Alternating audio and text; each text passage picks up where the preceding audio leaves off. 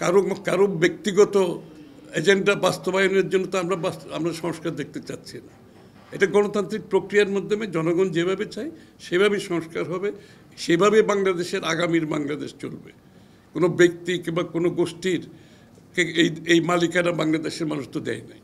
বাংলাদেশের মানুষ তার মালিকানা ফিরে চায়, তার নির্বাচিত সরকার চায়, নির্বাচিত সংসদ চায়। বাংলাদেশটা একটা অনিশ্চিত অবস্থার মধ্যে পড়ে আছে এই মুহূর্তে। বাংলাদেশ কোথায় যাচ্ছে কেউ জানে না। বাংলাদেশের জনগণ একটা স্বৈরাচারকে বিদায় করেছে, একটা ফ্যাসিস্টকে বিদায় করেছে গণতান্ত্রিক ব্যবস্থা ফিরিয়ে আনার জন্য।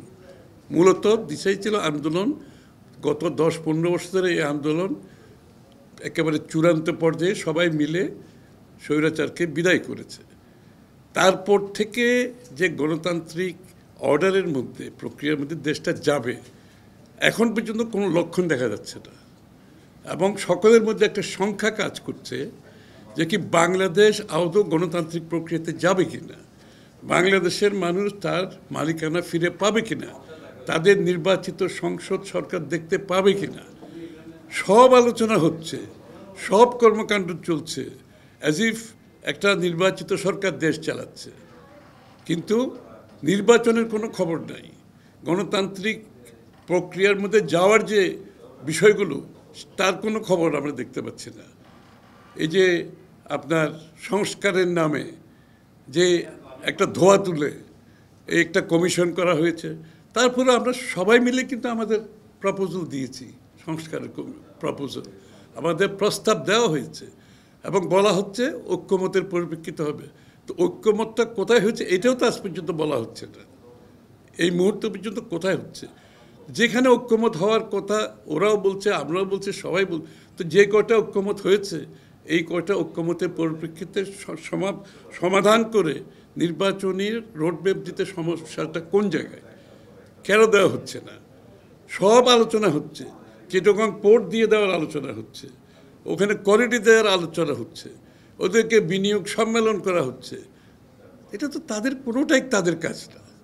এটা তাদেরকে আমরা বলে আসছি ওখানে এটা একটা ইন্টেরিয়াম সিচুয়েশন, এটা অন্তর্বর্তীকালীন একটা সিচুয়েশন, এটা একটা ট্রানজিশন গভর্নমেন্ট, এটা একটা স্টপ গ্যাপ গভর্নমেন্ট, যাদের মূল দায়িত্ব ছিল গণতন্ত্রের পথে দেশকে ফিরিয়ে দেওয়ার জন্য সমস্ত ব্যবস্থার মাধ্যমে, নির্বাচনের মাধ্যমে একটি গণতান্ত্রিক সরকারকে তাদের শান্তিপূর্ণভাবে ক্ষমতা হস্তান্তর করে।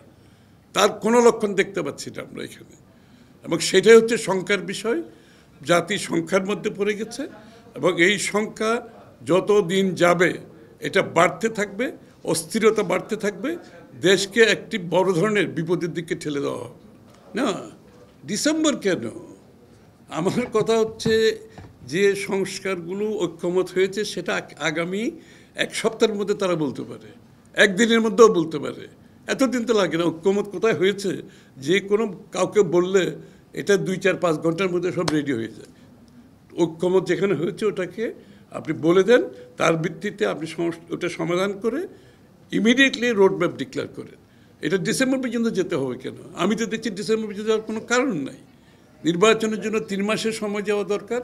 এখন থেকে যদি 3 মাস দেন, 4 মাস দেন, ডিসেম্বর তো অগাস্ট, সেপ্টেম্বর, অক্টোবরে নির্বাচন হতে পারে। ডিসেম্বরে কেন যেতে হবে? যত বিলম্বিত হচ্ছে দেশের মানুষের সংখ্যা বাড়ছে এবং মানুষ সিদ্ধান্তহীনতায় ভুগছে, দেশে বিদেশে সকলেই। এবং তারা ওই দিকে না গিয়ে তারা অন্যদিকে ধাবিত হচ্ছে। ওইখানে করিডোরের কথা বলা হচ্ছে, যেখানে আমাদের দেশকে একটা বিপদের দিকে ঠেলে দিচ্ছে। এটা কোনো তাদের দায়িত্বে পড়ে না। এটাতে নির্বাচিত সরকার সিদ্ধান্ত নিতে হবে সমস্ত রাজনৈতিক শক্তির সাথে আলাপ আলোচনা করে। ওদিকে বিনিয়োগ সম্মেলন করছে, রাইট ডিসিশন এট এ রং টাইম। তো তাদের দায়িত্বের মধ্যে পড়ে না। এগুলো কী জন্য তারা এদিকে সময় নষ্ট করছে এবং এইগুলো দেখিয়ে তারা কি বোঝাতে চাচ্ছে? চিটাগং পোর্ট হ্যান্ডওভার করছে, এই সমস্ত সিদ্ধান্তে তারা কি বোঝাতে চাচ্ছে? তাদেরকে এই ম্যান্ডেট কে দিয়েছে? না না, নির্বাচনের লক্ষণ দেখাতে হবে। নির্বাচন সম্বন্ধে যদি সিদ্ধান্তহীনতায় ভোগে তাহলে বাংলাদেশের মানুষ যেই নির্বাচনের জন্য, যেই গণতন্ত্রের জন্য, যেই মালিকানার জন্য এত ত্যাগ স্বীকার করেছে, এটা তো বৃথা যেতে পারবে না। এটা কোনোভাবেই বৃথা যেতে পারবে না। এবং যত তাড়াতাড়ি সম্ভব আমরা চাই ডিসেম্বরের মধ্যে অবশ্যই নির্বাচনের হতে হবে। আমি তো ডিসেম্বর পর্যন্ত যাওয়ার কোনো প্রয়োজনীয়তা মনে করছি না। ইমিডিয়েটলি যেখানে ঐক্যমত হয়েছে এটা ডিক্লেয়ার করে আপনি নির্বাচনের দিনক্ষণ দেন। এটা অগাস্ট সেপ্টেম্বর যে কোনো সময় হতে পারে। ডিসেম্বর পর্যন্ত যেতে হবে কি জন্য? না না, কার কি দ্বিধাদ্বন্দ্ব, আমরা এগুলো আলোচনার কোনো প্রয়োজন নেই। প্রয়োজন হচ্ছে একটা ট্রানজিশন গভর্নমেন্ট, ইন্টারিম গভর্নমেন্ট, তাদের দায়িত্ব হচ্ছে বাংলাদেশের মানুষের বাংলাদেশে একটা গণতান্ত্রিক অর্ডারের ফিরিয়ে আনার জন্য একটা নির্বাচনের মাধ্যমে জনগণের ক্ষমতা জনগণের হাতে তুলে দেওয়া। একটা নির্বাচিত সংসদ সরকার হবে যেই সরকার জনগণের কাছে দায়বদ্ধ থাকবে, জবাবদিহি থাকবে। এটাই গণতন্ত্র। এটা বিলম্বিত করার কোনো সুযোগ এখানে নাই। আমরা দেখছি যে কতগুলো লোক জনগণকে, আমি জানি না, এই যে ঢাকা মেয়রের যে বিষয়টা আছে, ঢাকা দক্ষিণের মেয়রের যে বিষয়টা আছে, সেটা যদি কোর্ট অর্ডার হয়ে থাকে তাহলে সেটা বাস্তবায়ন হয়তো অসুবিধাটা কোথায় অসুবিধা আছে? তো আইনের শাসনের কথা যদি আমি বলি তাহলে এটাকে আইনের শাসনের ব্যর্থ হচ্ছে না? কত লোক তো আমরা প্রতিনিয়ত দেখতে পাচ্ছি দায়িত্ব নিচ্ছে। এদের সাথে জনগণের কি সম্পর্ক আছে? এরা জনগণের দরদ কি বুঝবে? জনগণের সাথে এদের কোনো সম্পর্ক নাই। প্রতিনিয়ত দায়িত্ব নিচ্ছে, সব ইম্পোর্টেড, আমদানি। এদের সাথে বাংলাদেশের জনগণের কি সম্পর্ক আছে? যারা বাংলাদেশের জনগণের জন্য লড়েছে, বাংলাদেশের জনগণের জন্য ত্যাগ স্বীকার করেছে, বাংলাদেশের জনগণই যাদের রাজনীতি, তারা দায়িত্ব পাবে না। অথচ দেখা যাচ্ছে বিভিন্ন ধরনের লোক প্রতিনিয়ত দায়িত্ব নেওয়া হচ্ছে। মানে এরা কারা? হঠাৎ করে এসে বাংলাদেশের দায়িত্ব নিচ্ছে। এরা কি বাংলাদেশের আগামীর বাংলাদেশের সব সিদ্ধান্ত তাদের হাতে কে তুলে দিয়েছে? কে বলেছে তারা বাংলাদেশের আগামী দিনের দায়িত্ব, বাংলাদেশ কোথায় যাবে? এটা তো বাংলাদেশের জনগণের সিদ্ধান্ত। এই সিদ্ধান্ত হবে গণতান্ত্রিক প্রক্রিয়ার মাধ্যমে।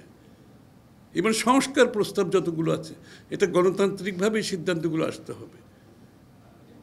কারো ব্যক্তিগত এজেন্ডা বাস্তবায়নের জন্য তো আমরা সংস্কার দেখতে চাচ্ছি না। এটা গণতান্ত্রিক প্রক্রিয়ার মাধ্যমে জনগণ যেভাবে চায় সেভাবেই সংস্কার হবে, সেভাবে বাংলাদেশের আগামীর বাংলাদেশ চলবে। কোনো ব্যক্তি কিংবা কোনো গোষ্ঠীর এই মালিকানা বাংলাদেশের মানুষ তো দেয় নাই। বাংলাদেশের মানুষ তার মালিকানা ফিরে চায়, তার নির্বাচিত সরকার চায়, নির্বাচিত সংসদ চায়।